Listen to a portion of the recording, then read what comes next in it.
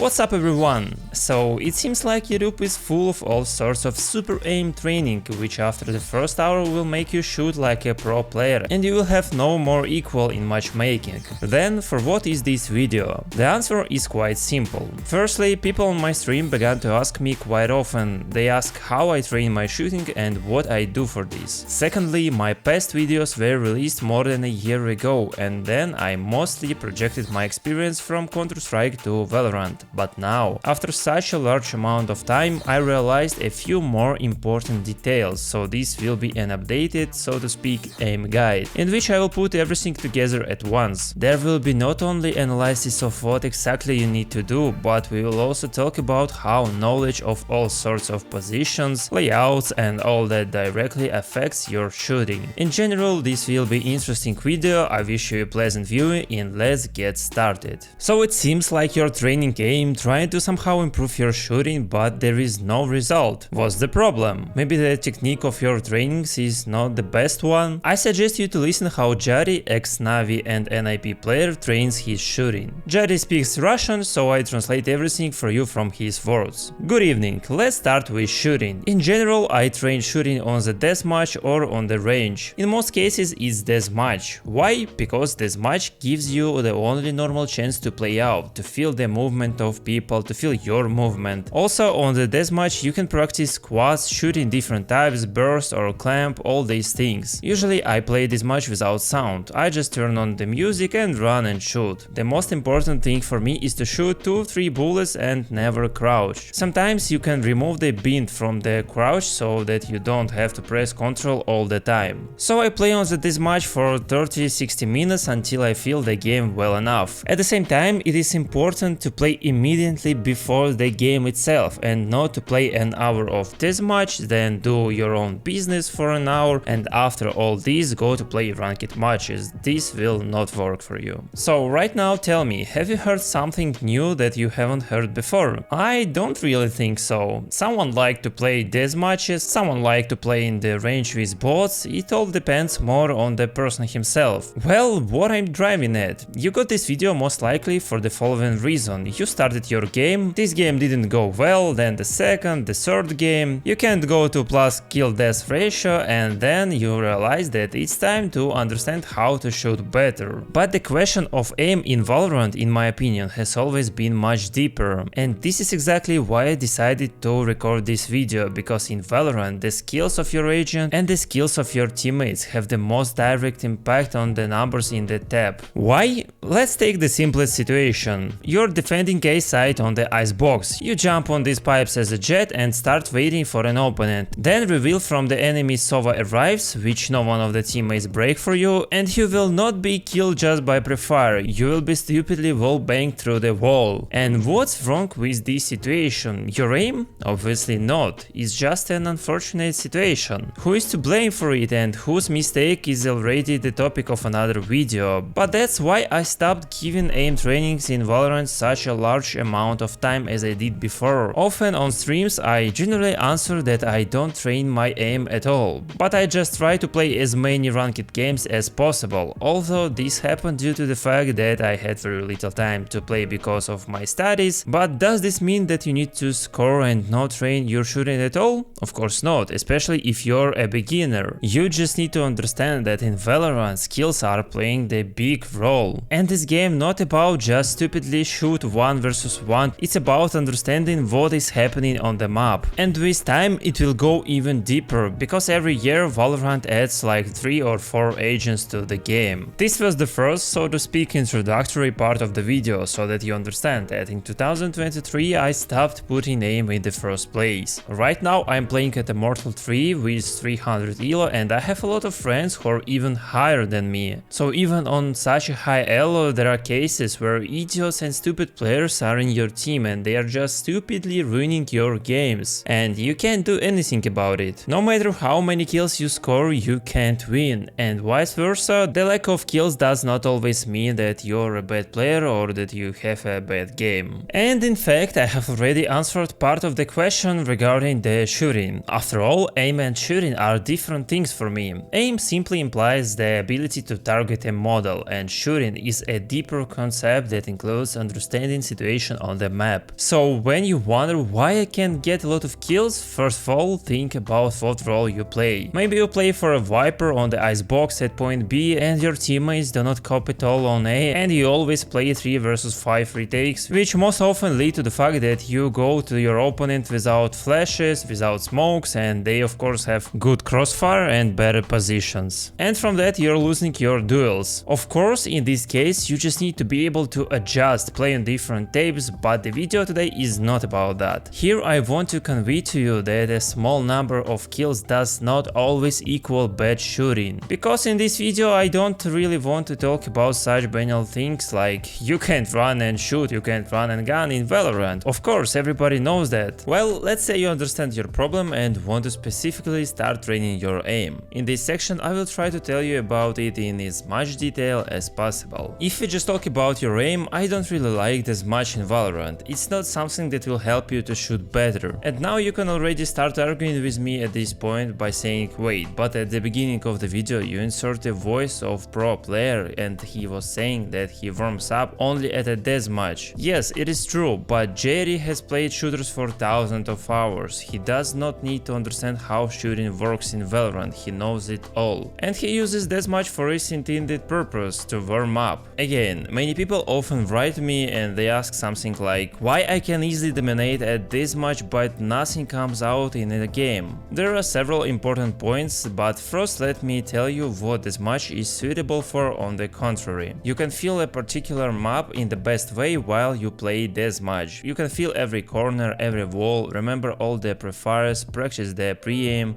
but I realized for myself one thing that had not occurred to me before for some reason. The whole problem lies in the fact that you can't choose any particular map in Valorant, you play on random map every time. And if you conditionally run a deathmatch on Heaven and Split and then some other map will fall out to you, you will not feel so played and confident. That's exactly why you can destroy everyone at deathmatch but nothing will work out in the real game. The second is that there are many people on the deathmatch. Well, for example, I play with music, I don't really listen to the steps, and just like I said, I run to feel the map and the movement of the model. So accordingly it will be much easier for you to make kills than in the real game. When players are gonna use shift, they will play without music, they will be full focused and so on. So yeah, that's it. I mean, not everyone playing this much because they want to get 40 kills as fast as possible at any cost and show everyone that they're best players with Odin. What deathmatch is cool for is to feel the moment of the shoot. At the deathmatch, as a rule, everyone just runs, so if you play with sound, you can train just to keep an angles. Yes, in fact, it will look like some kind of sitting on your ass, but it can really help you feel how far or close you need to put your crosshair from the edge of the wall, for example. Again, you don't need to train purely sitting in the one place. Literally 10 kills out of the total amount of the deathmatch will already give you a feel of it. After all, everyone has a different ping, someone need to put the crosshair closer to the wall, someone a little farther away, so don't waste too much time by just sitting in the corners in the deathmatch. Now, what can we say about training with bots? Well, first of all, as I said almost 2 years ago, I will say now, do not confuse training and warm up. The warm up before the games lasts until you feel that you can hit the models the way you did at the end of the last day, when you had already played several games and were stretched. Training is something more global and exhausting, so it's better to do at the end of the game day. Well, let's talk about the training itself. What can I say? I repeat, there is no program following which you will start playing like a pro player. Besides, we're all individual and everyone needs something on their own. I will give only approximate list of things that are worth doing and later you'll adjust it to yourself. You need to try one style of training. If you don't notice any improvements after a week, change it. Let's say you have a bad aim. You decided to train it through AimLab or Kovac. If there is no result after a week of regular training, just try to train aim on bots in the game. Maybe you're such a person that needs to train aim inside the game and third-party programs are inconvenient for you. You need to experiment and choose something for yourself. The game starts with a pistol round, so you definitely need to train pistols. The most important thing here is to understand the rate of fire. If you're a beginner, pay special attention to this, because instead of shooting with a classic by clicking on your mouse, you can learn the rate of fire and make shots with the same time interval, which in turn will lead to the fact that you will be able to shoot accurately at the target. The only thing is this does not apply to Frenzy and Shorty, of course. The next stage is the elimination of bots. To begin with, I just turn on all the bots and start shooting at them to feel this shooting, and I always do it in motion, because in Valorant, one way or another, most of the shootings occur after you go out to pick somewhere. Respectively, in this way I also train counter strafes. If you have problems with your strafes, just stand in front of the wall and start shooting at one point while moving from side to side. And after this, similarly forward and backward. Both options are important, because in the game you can just go ahead and meet your opponent, or you can go out from the wall. This is all banality for even more or less average level players, but tell me, do you do it on a regular basis? I'm going to say such a frank thing for many. You will score on this video a maximum of week later, at least most of you. Often such videos works like this. You open them, look, get a motivation boost, go shoot bots for 10 hours and score the next day. But there is one very important thing to remember. It will not be possible to go far with motivation, because motivation comes and goes, so to speak. After a couple of days you will think that you don't really want to start playing better, you will have excuses and so on. Motivation will no longer help you. There should be an incentive and a specific goal to carry out your training routine constantly. Yes, there are a lot of digressions in this video, but that's exactly how I wanted to make it. Okay, next is spray. Again, after a large number of games, I finally realized that in Valorant spray is such a thing. Always spray, it is not very reliable. You only need to know the entire spray pattern so you can shoot through certain positions during the round. That's why it can be useful. Otherwise, I highly do not recommend constantly spraying and trying to do some fierce spray transfers. As I said, it is not reliable, because in Valorant the spray pattern is slightly different every time. There is nothing new about the spray itself. You just stand in front of the disc, put a maximum of 10 meters and train the spray. Yes, you can of course put 20 meters, you can put 50 meters, but in the game it will not be so effective at such a distance. You need to train yourself to stop spraying at a distance of more than 15-20 meters. And again, this does not mean that you should try to walk and